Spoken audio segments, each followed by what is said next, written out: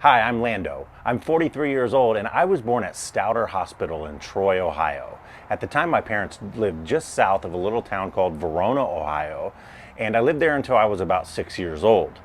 After that, my parents moved about 10 miles north to what I now consider to be my hometown, which is Pittsburgh, Ohio. We rented a home and my father rehabbed a home next door.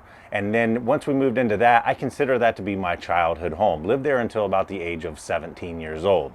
At that time, my mother and father got divorced and we moved about 15 miles north to a larger town called Greenville. I lived there until about 19 years old, at which time I moved out and moved into a home with a bunch of high school friends and lived there for a year and really learned how to live on my own. At that time, then, I moved back in with my mom and moved to a bunch of different places over the next 5 years. Moved about every 6 months.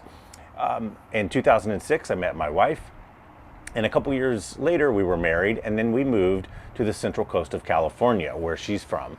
And I've lived here now for about 15 years, and I wouldn't live anywhere else in the world.